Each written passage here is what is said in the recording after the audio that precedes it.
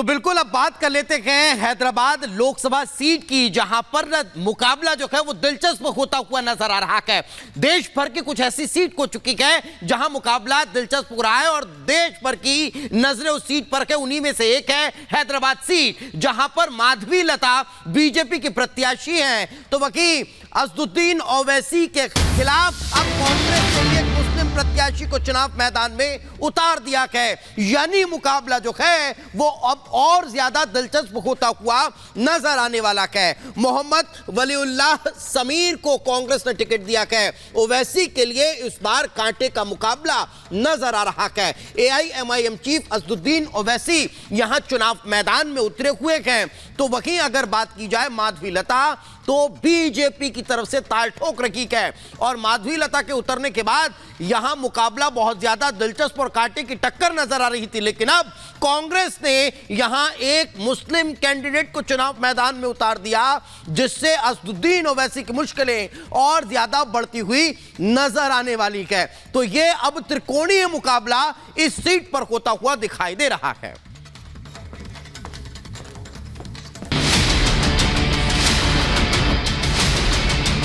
मोदी की एक ही गारंटी, मुसलमानों से नफरत की गारंटी है।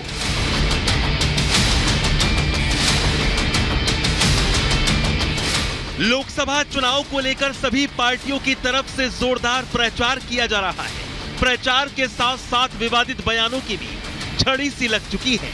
सियासी पारा 7वें आसमान पर है, लेकिन चुनावी मौसम में एआईएमआईएम चीफ असदुद्दीन ओवैसी की जुबान और तीखी होती जा रही है।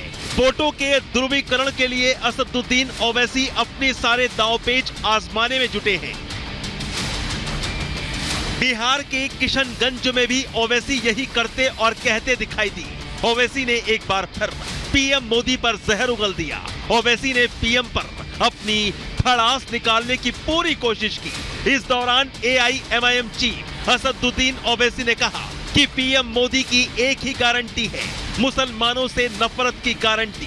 क्या वो मुसलमानों के प्रधानमंत्री नहीं हैं? इस तरह से नफरत करना, अगर कल को देश में दंगा हो जाए तो जिम्मेदारी नरेंद्र मोदी की होगी। मोदी की एक ही गारंटी, मुसलमानों से नफरत की गारंटी है। वो देश के 140 करोड़ जनता के प्रधानमंत्री हैं, सिर्फ मुसलमानों के नहीं है क्या? उनको इस तरह से रुसवा करना, उस तरह से उनसे नफरत करना, और अगर कल कुछ देश में दंगा हो जाए तो जिम्मेदारी नरेंद्र मोदी की होगी। भले ही ओवैसी की ये तुष्टीकरण वाली बोली बिहार से बाहर आई हो, लेकिन ओवैसी को हैदराबाद से टक्कर दे रही माधवी लता ने करारा प्रहार किया है। मुस्लिम सियासत के मशहूर चेहरे ओवैसी को माधवी लता ने घेर लिया, तो वहीं मोदी टीम के खास सदस्य अनुराग ठाकुर ने भी तुष्टीकरण वाली राजनीति पर ओवैसी को निशाने पर ले लिया। बताइए कौन से योजना पर हिंदू मुसलमान लिखा हुआ है? अरे असदुद्दीन अकबरुद्दीन जैसे लोगों को तो मुंह बंद करवा देना चाहिए, क्योंकि इन्हीं के वजह से कितने भी हम योजना लेके आए वो आम जनता के अंदर विष डाल रहे हैं। बंदा सारा मुसलमान को दे देंगे तो बाकी के 120 करोड़ हिंदू कहाँ जाना? एसडीपीआई, पीएफआई जैसे संगठनों का समर्थन राहुल गांधी अपना चुनाव लड़ने के लिए लेते हैं, और जो लोग डराकर आम आदमी को कुचलकर वर्षों तक राजनीति करते रहे, अब उनकी पतंग कटने का टाइम आ गया, कमल खिलने का समय आ गया। ओवैसी का नहीं है कोई अता पता, जब से आई है माधवी लता। वैसे ये पहली बार नहीं है जब असदुद्दीन ओवैसी या फिर उनकी एआईएमआईएम ने पीएम मोदी और बीजेपी पर इस तरह की टिप्पणी की हो। मुसलमानों का वोट साधने के लिए ओवैसी एंड टीम बयान देती आई है। अभी 23 अप्रैल को ओवैसी ने प्रधानमंत्री मोदी को हिटलर बता दिया था और अब मोदी पर नफरत फैलाने का आरोप लगा दिया है। लेकिन सवाल ये है कि आखिर ओवैसी भाईजान इतने भड़के हुए क्यों हैं? क्या मोदी की गारंटी से उनको अपनी हार की घंटी बजती हुई सुनाई दे रही है? तभी बार बार तुष्टीकरण का ढोल पीटकर 4 जून को होने वाली अपनी हार की आवाज को दबाने की कोशिश में जुटे हैं। Bureau report, Republic Bharat. और आपको बिहार लिए चलते हैं, जहां पर अपराधियों के हौसले इतने बुलंद हैं कि जेडीयू नेता की गोली मारकर हत्या कर दी गई है। बड़ी बात यह है कि लोकसभा चुनाव के सेकेंड फेज की वोटिंग से पहले हिंसा की यह बड़ी घटना है। ये पूरी खबर इस 1 मिनट की रिपोर्ट में।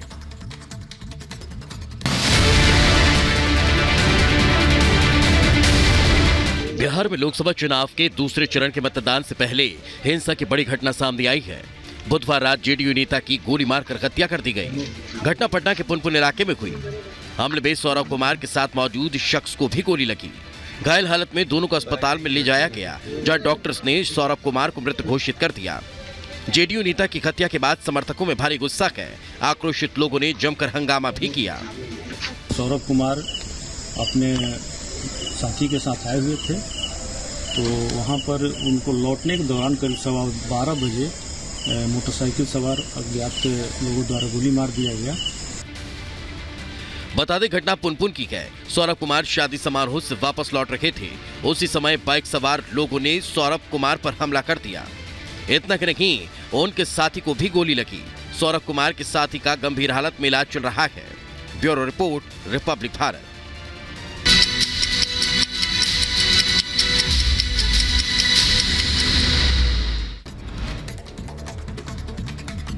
पटना में जेडीयू के युवा नेता सौरभ कुमार की गोली मारकर हत्या कर दी गई। गुस्साए लोगों ने जेडीयू नेता की हत्या के विरोध में जमकर हंगामा कर सड़क पर जाम किया। जेडीयू के नेता सौरभ कुमार की हत्या के मामले पर एसडीपीओ कन्हैया सिंह ने बयान दिया और कहा कि बाइक सवार बदमाशों ने वारदात को अंजाम दिया। मामले की जांच लगातार जारी। उधर दिल्ली के इंडिया गेट आउटर साइकिल पर आइसक्रीम वेंडर की चाकू मारकर हत्या कर दी गई। मामले की जांच में जुटी पुलिस। प्रधानमंत्री मोदी लगातार कर रहे हैं ताबड़तोड़ प्रचार। मध्य प्रदेश के मुरैना में बीजेपी प्रत्याशी शिव मंगल सिंह तोमर के पक्ष में करेंगे चुनावी जनसभा। पीएम मोदी का उत्तर प्रदेश के आगरा, बरेली और शाहजहांपुर में भी चुनावी दौरा। प्रधानमंत्री नरेंद्र मोदी जनसभा को संबोधित कर जनता से वोट की अपील करेंगे। आज उत्तर प्रदेश के शाहजहांपुर में प्रधानमंत्री नरेंद्र मोदी की जनसभा। पीएम की रैली को लेकर सुरक्षा घेरे में तब्दील पूरा इलाका। आसपास के इलाकों में चेकिंग अभियान लगातार जारी।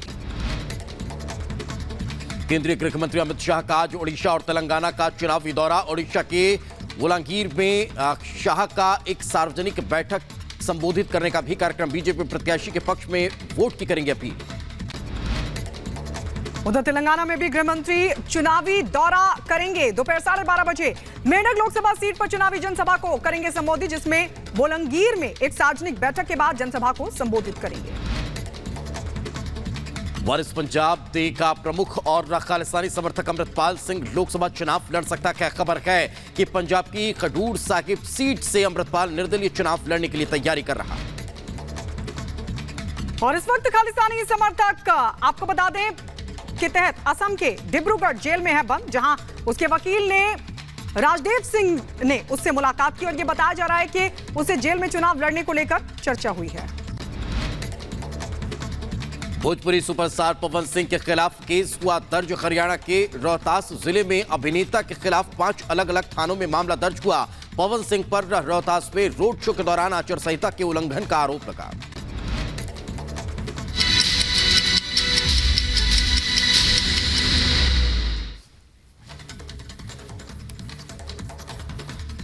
और आपको बता दें 23 अप्रैल को काराकाट